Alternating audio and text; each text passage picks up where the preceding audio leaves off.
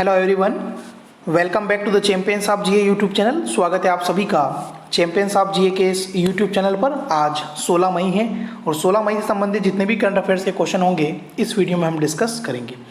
Video की शुरुआत करने से पहले जो स्टूडेंट्स पहली बार इस चैनल से जुड़ रहे हैं प्लीज़ चैनल को सब्सक्राइब करके बेल आइकन को प्रेस कीजिएगा ताकि जो हमारे नए वीडियो के नोटिफिकेशन वो आपको मिल सकें। और इस पूरे वीडियो की पीडीएफ फाइल अगर आप चाहते हैं तो उसकी लिंक आपको नीचे डिस्क्रिप्शन बॉक्स में उपलब्ध करा रखी है, वहाँ पर जाकर के आप पीडीएफ फाइल को डाउनलोड कर सकते हैं।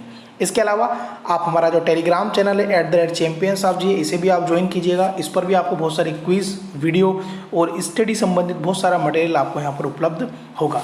तो शुरू करते हैं हम 16 मई के करंट अफेयर्स। सबसे पहले हम बीते दिन के करंट अफेयर्स का रिवीजन कर लेते हैं फटाफट, जो वन लाइनर्स क्वेश्चंस के रूप में होगा। उसके बाद हम 16 मई के करंट अफेयर्स के क्वेश्चंस जो है वो स्टार्ट करेंगे और लास्ट में मैं आपसे एक क्विज भी पूछूंगा। अगर उस क्वेश्चंस का अगर आपको आंसर पता है तो आप कमेंट्स बॉक्स में कमेंट करके उसका आंसर्स बताइएगा। तो 15 मई का हमारा पहला क्वेश्चन था, प्राइम मिनिस्टर नरेंद्र मोदी ने किस नए अभियान के तहत 20 लाख करोड़ रुपए के आर्थिक पैकेज की जो है हाल ही में घोषणा की है। तो 20 लाख करोड़ रुपए का जो आर्थिक पैकेज नरेंद्र मोदी के द्वारा अभी घोषित किया गया है, इस अभियान का नाम है, आपसे यहाँ पर पूछा था। तो इस अभियान का नाम है आत्मनिर्भर भारत अभियान। काफ़ी महत्वपूर्ण अभियान है ये और इस अभियान के तहत कोरोना वायरस से निपटने के लिए 20 लाख करोड़ रुपए के आर्थिक पैकेज की घोषणा की है। इस अभियान का नाम आप जरूर याद रखिएगा, आत्मनिर्भर भारत अभियान। क्वेश्चन नंबर सेकंड है, भारत ने कोरोना वायरस से निपटने के लिए 20 लाख करोड़ रुपए के पैकेज की घोषणा की है। तो यह जो 20 लाख करोड़ रुपए है ये हमारे जीडीपी यानी कि ग्रॉस डोमेस्टिक प्रोडक्ट का कितना प्रतिशत है? तो ये इसका लगभग 10% है। ठीक है, इस साल हमारी जो जीडीपी है वो लगभग 210 लाख करोड़ रुपए के आसपास आकी गई है। तो 20 लाख करोड़ रुपए इसका लगभग 10% होगा। ठीक है, तो यह जो 20 लाख करोड़ रुपए है ये हमारे जीडीपी का 10% के आसपास रहने का अनुमान है। क्वेश्चन नंबर थर्ड था हमारा कल, सीबीएसई यानी कि सेकेंडरी बोर्ड एजुकेशन का जो नया अध्यक्ष है वो किसे बनाया गया है? तो ये पहले अनीता करवाल थी, लेकिन अब इनका स्थान ले लिया है मनोज आहूजा ने। तो सीबीएसई के अब नए अध्यक्ष होंगे मनोज आहूजा।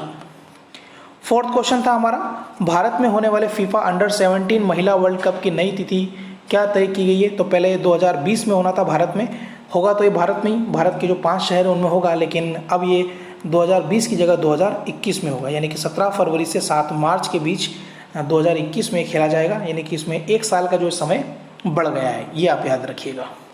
क्वेश्चन नंबर 5 मैंने आपसे पूछा था, किस राज्य के प्रसिद्ध तेलिया रुमाल बुनाई को जीआई टैग हाल ही में मिला है? तो ये तेलंगाना राज्य का एक प्रसिद्ध रुमाल है, उस रुमाल का नाम है तेलिया रुमाल। इसको हाल ही में जीआई टैग प्राप्त हुआ है।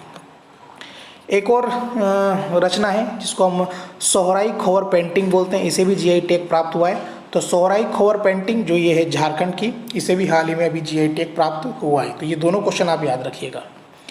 7वां क्वेश्चन था हमारा, अमेरिका का जो सीडीसी है उसने भारत सरकार की सहायता करने के लिए कितने मिलियन अमेरिकी डॉलर देने की घोषणा की है? तो अमेरिका के सीडीसी द्वारा भारत सरकार को 3.6 मिलियन डॉलर की जो है वो वित्तीय सहायता प्रदान की जाएगी कोरोना वायरस से लड़ने के लिए। क्वेश्चन नंबर 8 था, किस देश ने सोशल डिस्टेंसिंग सुनिश्चित करने के लिए आई फील यू ब्रेसलेट जो है विकसित किया है? तो ये इटली के द्वारा विकसित किया गया, ये घड़ी के आकार का एक ब्रेसलेट है। तो ये सोशल डिस्टेंसिंग मेंटेन करने में काफ़ी सहयोग करेगा। अगर लोग पास पास इकट्ठे होंगे तो ये सायरन के माध्यम से जो है लोगों को सूचना देगा और सोशल डिस्टेंसिंग फॉलो करने के लिए ये प्रेरित करेगा। तो भारत ने भी एक ऐसा ऐप लॉन्च किया है जिसको हम बोलते हैं आरोग्य सेतु ऐप। तो आरोग्य सेतु ऐप जो है वो कोरोना वायरस के जो पेशेंट वगैरह रहते हैं उसका सारा डाटा उस ऐप के अंदर है।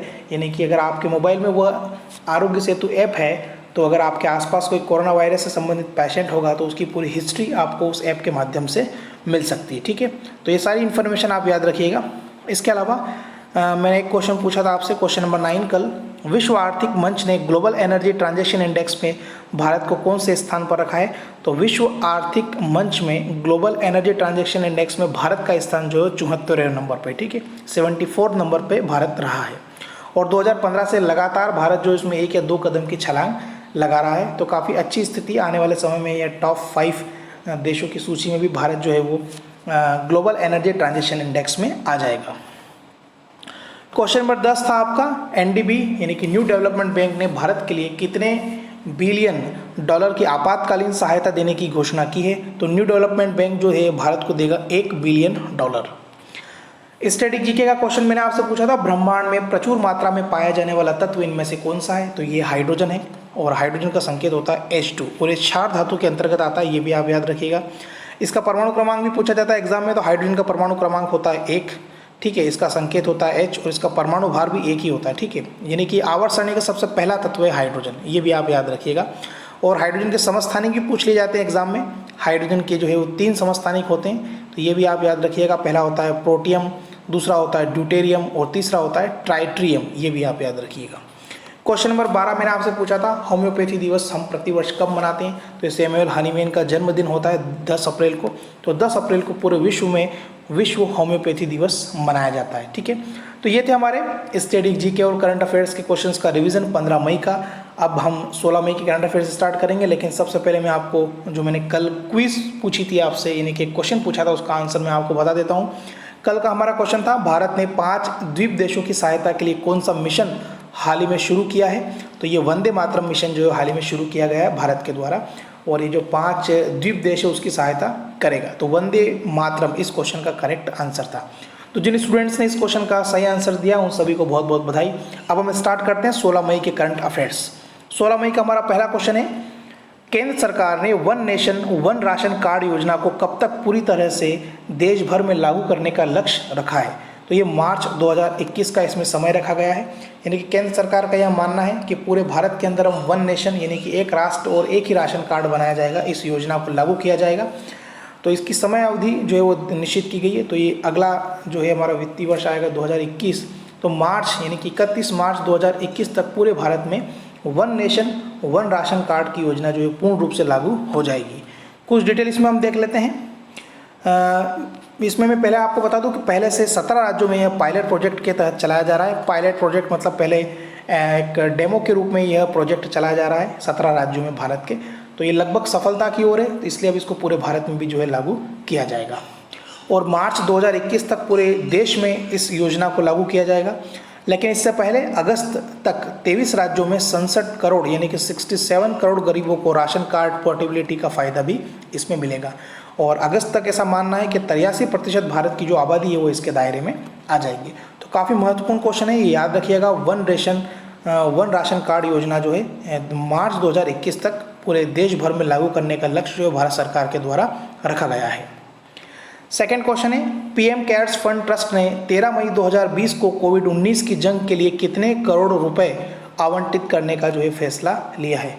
पीएम केयर्स फंड ट्रस्ट की हम बात कर रहे हैं, यानी कि prime ministers cares fund trust जो होता है, जिसमें बहुत सारे लोगों ने जो अभी पीएम फंड में जो पैसा डोनेट किया है, तो उन्होंने 13 मई 2020 को कोविड-19 की जंग के लिए कितने करोड़ रुपए आवंटित करने का फैसला लिया है। तो काफ़ी अच्छा क्वेश्चन है। इसमें 31 करोड़ रुपए का जो है वो मतलब पैसा कोविड फंड से निपटने के लिए मतलब डिसाइड किया गया है पीएम केयर्स फंड ट्रस्ट के द्वारा। तो 3100 करोड़ रुपए कहाँ कहाँ खर्च किया जाएगा, इसको एक्चुअली 3 भागों में बांटा है। पहला तो ये है कि इसमें 2000 करोड़ रुपए जो है उसके 50,000 वेंटिलेटर खरीदे जाएंगे 3100 करोड़ रुपए में से, और ये लगभग 1000 करोड़ रुपए प्रवासी मजदूरों की देखभाल के लिए दिया गया है।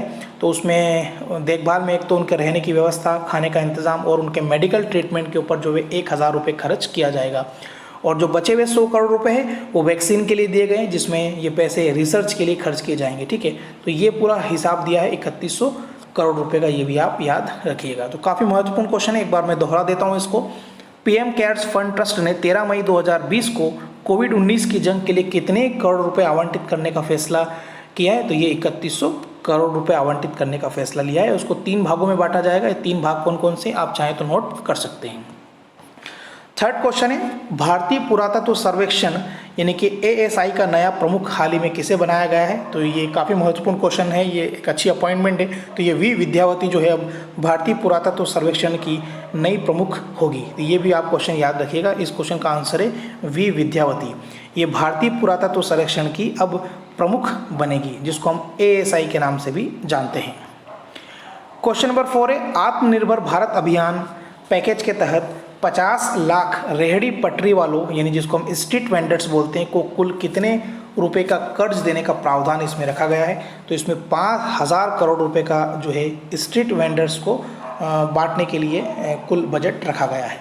इसमें कुछ डिटेल आपको बता देता हूँ। तो अभी जो हमारी वित्त मंत्री निर्मला सीतारमण, उन्होंने राहत पैकेज पार्ट 2 के अंदर कुछ घोषणाएं की थी। तो कुल 9 घोषणाएं थी, तो ये 9 ही घोषणाएं आपको याद रखना है, इससे बहुत सारे क्वेश्चन जो आने वाले एग्जाम में बनेंगे, ठीक है। तो इन 9 घोषणाओं में से सबसे पहली थी कि 8 करोड़ प्रवासी मजदूरों को अगले 2 महीने तक जो है मुफ्त राशन दिया जाएगा। तो ये पहली घोषणा थी, काफ़ी महत्वपूर्ण है ये, ठीक है। इसके अलावा अगले 3 महीने में एक देश एक राशन कार्ड, ये भी योजना पूरे देश में फटाफट 3 महीने के अंदर जो है लागू करने का लक्ष्य रखा है। और इसके अलावा तीसरी जो महत्वपूर्ण घोषणा थी, प्रवासी मजदूरों को कम किराए के मकान मिलेंगे। तो ये भी काफ़ी एक चुनौती सामने आएगी भारत सरकार के ऊपर कि कम किराए के मकान जो है वो हर मजदूर वर्ग को उपलब्ध कराना है, ठीक है। और चौथी जो प्रमुख घोषणा थी वो ये है कि मुद्रा लोन लेने वालों को राहत दी जाएगी, यानी कि उनको जो ब्याज उस पर लगता है उस पर 2% की छूट दी जाएगी। और पांचवी जो प्रमुख घोषणा थी उसमें यह है कि 6 लाख से 18 लाख की सालाना आमदनी वालों को हाउसिंग लोन पर जो सब्सिडी भी इसमें दी जाएगी। और छठी जो प्रमुख घोषणा थी वो ये थी कि 50 लाख, जो इस क्वेश्चन का आंसर भी यही है 6 वाला पॉइंट, 50 लाख स्ट्रीट वेंडर्स के लिए 5,000 करोड़ रुपए की जो है उसमें घोषणा की गई है। और लगभग 2.5 करोड़ किसानों के लिए 2 लाख करोड़ रुपए का लोन भी इसमें रखा गया है। और नाबार्ड के जरिए किसानों के लिए 30,000 करोड़ रुपए की मदद की जाएगी, ये 8वीं घोषणा थी। और अंतिम घोषणा जो थी 9वें नंबर की, उसमें आदिवासियों के लिए रोजगार के लगभग 6,000 करोड़ रुपए जो है खर्च किए जाएंगे। तो ये सब जितनी भी घोषणाएं मैंने बताई आप सारे अच्छे से आप याद रख लीजिएगा, काफ़ी मोस्ट इम्पॉर्टेंट फैक्ट है ये। तो जो भी निर्मला सीतारमण जो हमारे भारत की वित्त मंत्री है, उन्होंने राहत पैकेज पार्ट 2 की जो घोषणाएं की थी उसमें 9 प्रमुख घोषणाएं हैं, ठीक है। तो उसका सारांश है इन सारे 9 ही घोषणाओं से 9 क्वेश्चन जो है बन सकते हैं। तो इसी में ये स्ट्रीट वेंडर वाला क्वेश्चन आपसे इसमें मैंने बनाया है। आत्मनिर्भर भारत अभियान पैकेज पार्ट 2 के तहत 50 लाख रेहड़ी पटरी वालों, यानी कि जिसको हम स्ट्रीट वेंडर्स बोलते हैं, उनको 5,000 करोड़ रुपए का इसमें जो राहत दिया जाएगा। और ये 9 घोषणाएं आप चाहें तो नोट कर सकते हैं, ठीक है, काफ़ी इंपॉर्टेंट है ये। क्वेश्चन नंबर 5 है हमारा, काफ़ी महत्वपूर्ण क्वेश्चन है ये भी। वित्त मंत्री ने कितने प्रवासी मजदूरों के लिए 2 महीने तक मुफ्त राशन देने की घोषणा 14 मई 2020 को की है? तो ये जो राहत पैकेज पार्ट 2 का जब अनाउंस किया गया था तो उसमें 9 प्रमुख घोषणाओं में ये घोषणा थी। दूसरे नंबर की मैंने बताई आपको, इस वीडियो में देखिए आप, ये वाली मैंने बताया था आपको कि अगले 2 महीने तक 8 करोड़ प्रवासी मजदूरों को जो अगले 2 माह तक मुफ्त राशन दिया जाएगा। तो इसी का यहाँ पर मैंने एक क्वेश्चन सेट किया है। तो कितने करोड़ मजदूरों को दिया जाएगा? तो ये 8 करोड़ मजदूरों को जो है लगभग वित्त मंत्री ने घोषणा की है कि 2 माह तक उनको मुफ्त राहत, यानी कि मुफ्त राशन, फ्री का राशन देने की जो है घोषणा इसमें की गई है। 8 करोड़ मजदूर जो इससे लाभान्वित होंगे। अगले 2 महीनों के लिए प्रवासी मजदूरों को मुफ्त राशन दिया जाएगा और 8 करोड़ प्रवासी मजदूर इससे फ़ायदा उठाएंगे। और इसमें लगभग 3500 करोड़ रुपया जो है पूरा खर्च आएगा, जो कि केंद्र सरकार इसका वहन करेगी। और इससे उन मजदूरों को भी फ़ायदा होगा जो राष्ट्रीय खाद्य सुरक्षा कानून के दायरे में नहीं है या फिर दूसरे राज्यों के हैं और उनके पास अगर राशन कार्ड नहीं है तो उनको भी जो है इस योजना का लाभ दिया जाएगा। तो काफ़ी बड़ी चुनौती है भारत सरकार के सामने, ऐसे लोगों को ट्रेस करना जो अन्य राज्यों के हैं और उनको फिर राहत सामग्री उपलब्ध कराना एक चुनौतीपूर्ण विषय है। लेकिन इसमें देखते हैं कि इसमें आगे क्या होता है। क्वेश्चन नंबर 6, G20 देशों के virtual trade and investment ministerial बैठक के दूसरे संस्करण का जो आयोजन है वो किस देश में हुआ है? तो ये सऊदी अरब में आयोजित किया गया था। और इसमें भारत की तरफ से जो हमारे भारत के केंद्रीय वाणिज्य एवं उद्योग मंत्री पीयूष गोयल, उन्होंने इसमें हिस्सा लिया था। मैं आपको बता दूं कि G20 समूह जो है ये अंतर्राष्ट्रीय आर्थिक सहयोग का एक प्रमुख मंच है जो हर महाद्वीप के विकसित और विकासशील दोनों देशों के नेताओं को एक मंच पर साथ लाता है और एक दूसरे के देशों की मजबूती प्रदान करने का काम इसमें किया जाता है। और G20 समूह के सदस्य देश भी आपसे एग्जाम में पूछे जा सकते हैं। G20 यानी कि 20 देशों का एक समूह है, यानी कि ग्रुप ऑफ 20 से हम बोलते हैं। कौन कौन से 20 देश है मैं फटाफट इसमें बता देता हूँ, आप चाहें तो लिख लीजिएगा इसको, लेकिन अगर आप जब रोज़ दोहराओगे इसको तो आपको प्रैक्टिस हो जाएगी। इसमें एक तो अर्जेंटीना, ऑस्ट्रेलिया, ब्राज़ील, कनाडा, चीन, France, Germany, Bharat, Indonesia, Italy, Japan, Mexico, रूस, संयुक्त राज्य अमेरिका, यूरोपीय संघ है इसमें, कोरिया गणराज्य, तुर्की, दक्षिण अफ्रीका, सऊदी अरब, रूस, मैक्सिको, जापान, इटली, इंडोनेशिया, ये सब मिलाकर के जो है ये 20 देशों का एक समूह है जिसको हम बोलते हैं G20 समूह। ठीक है, तो ये काफ़ी महत्वपूर्ण क्वेश्चन है। तो इसमें भारत की तरफ से जो हमारे भारत के केंद्रीय वाणिज्य और उद्योग मंत्री पीयूष गोयल, उन्होंने इसमें हिस्सा लिया था और इसका जो आयोजन है वह सऊदी अरब में हुआ था। सऊदी अरब अभी न्यूज़ में था, मैंने आपको लास्ट वीडियो में भी क्वेश्चन बताया था कि सऊदी अरब ने जो वहाँ पे एक प्रथा चलती थी सज़ा देने की, कोड़े मारने की प्रथा, उस पर जो है वो हाल ही में मानवाधिकार की रक्षा करने के लिए उस पर प्रतिबंध लगा दिया है। ठीक है, तो याद रखिएगा इस क्वेश्चन का हालांकि आंसर है सऊदी अरब, और सऊदी अरब में ये G20 देशों के virtual trade and investment ministerial बैठक के दूसरे संस्करण की बैठक का आयोजन किया गया था। 7वां क्वेश्चन हमारा, किस राज्य के द्वारा मातृ स्मृति योजना की शुरुआत की गई है? तो मातृ स्मृति योजना की शुरुआत हाल ही में पश्चिम बंगाल के द्वारा की गई है।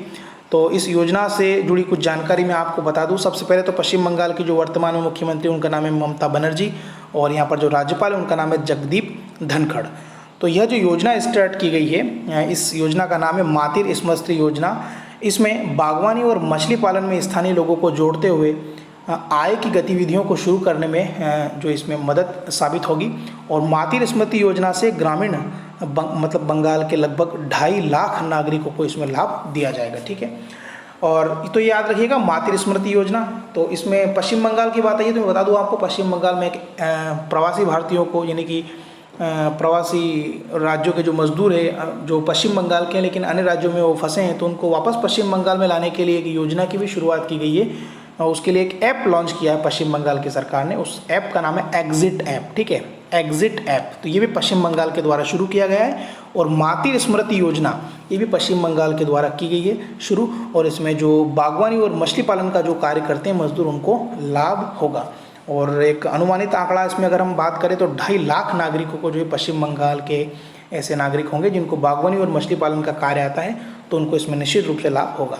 तो काफ़ी महत्वपूर्ण योजना है मातृ स्मृति योजना, ये पश्चिम बंगाल के सरकार के द्वारा हाल ही में शुरू की गई है।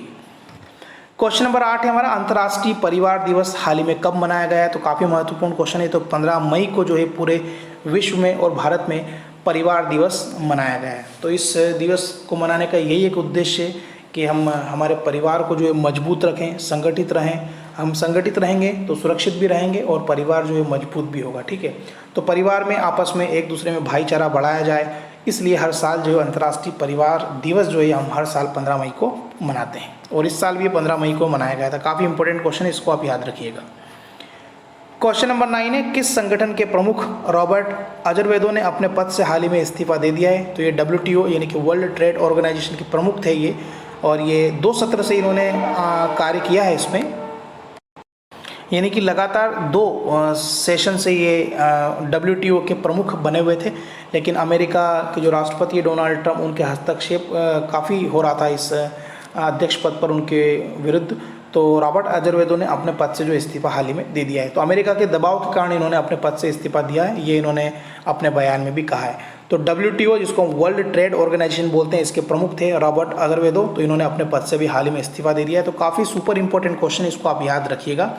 कुछ डिटेल में आपको इसमें बता दूं तो ये वर्ष 2013 में विश्व व्यापार संगठन के प्रमुख बने थे। ठीक है, तो 2013 से भी 2020 चल रहा है, यानी कि 7 साल लगातार दूसरे कार्यकाल के भी प्रमुख इसमें बने हुए थे।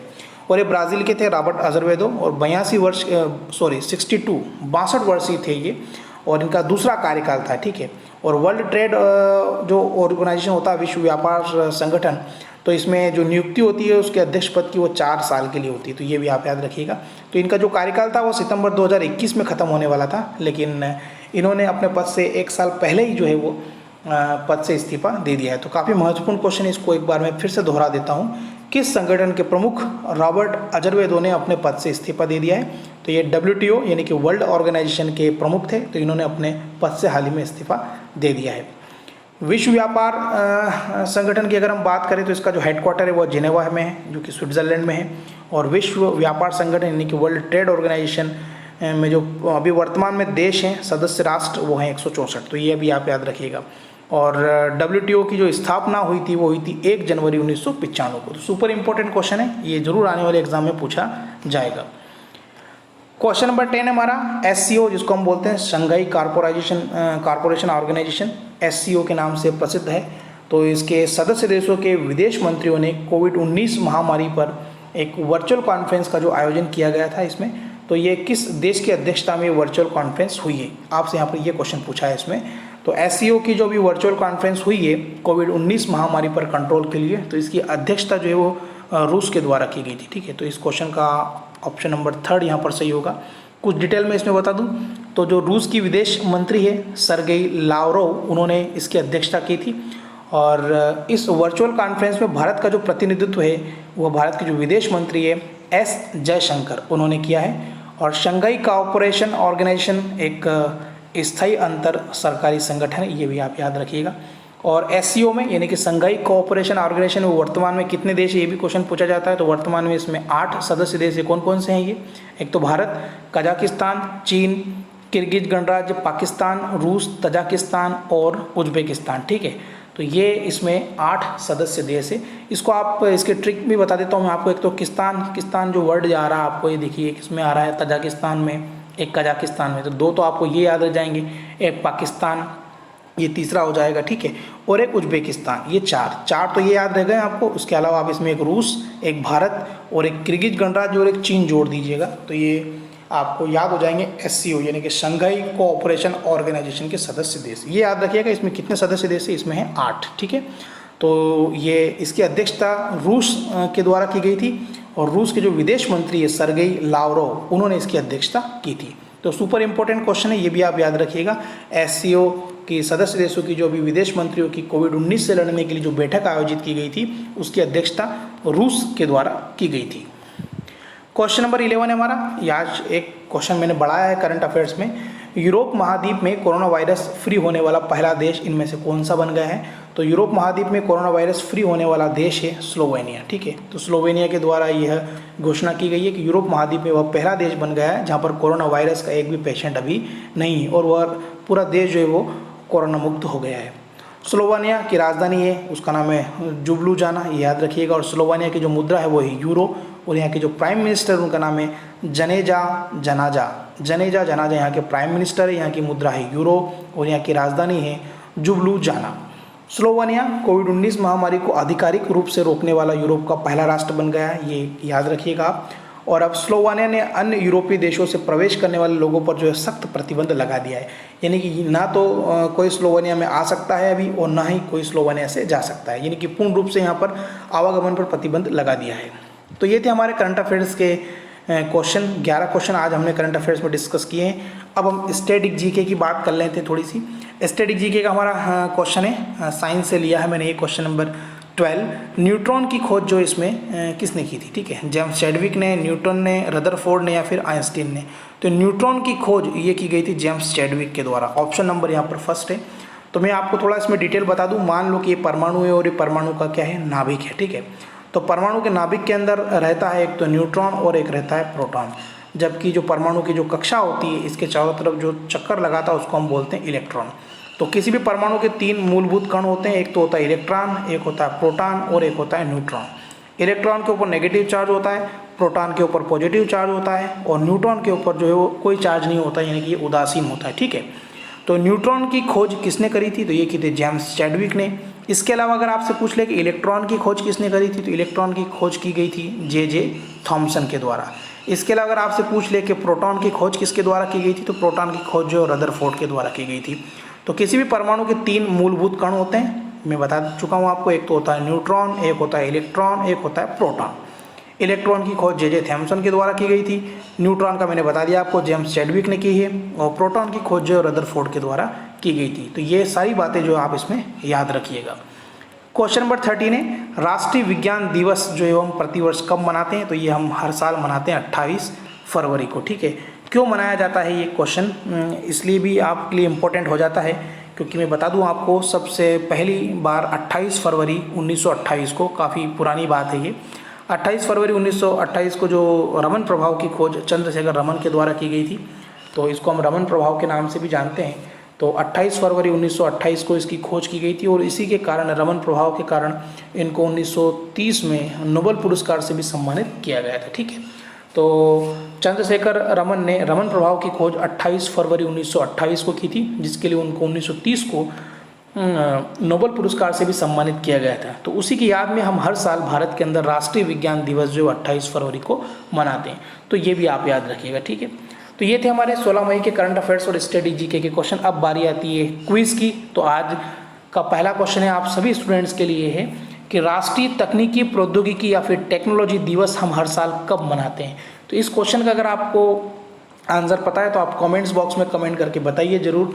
और जिस स्टूडेंट ने अगर इस चैनल को अभी तक सब्सक्राइब नहीं किया है तो प्लीज़ सभी स्टूडेंट से मेरा रिक्वेस्ट है कि इस चैनल को आप ज़रूर सब्सक्राइब कीजिएगा और जितना हो सके इस चैनल को और इस वीडियो को अपने दोस्तों के साथ व्हाट्सअप और फेसबुक ग्रुप पे शेयर जरूर कीजिएगा। ठीक है, फिर मिलते हैं एक नेक्स्ट वीडियो के साथ। तब तक गुड बाय, टेक केयर, अपना ध्यान रखिए। वीडियो देखने के लिए आप सभी का बहुत बहुत धन्यवाद।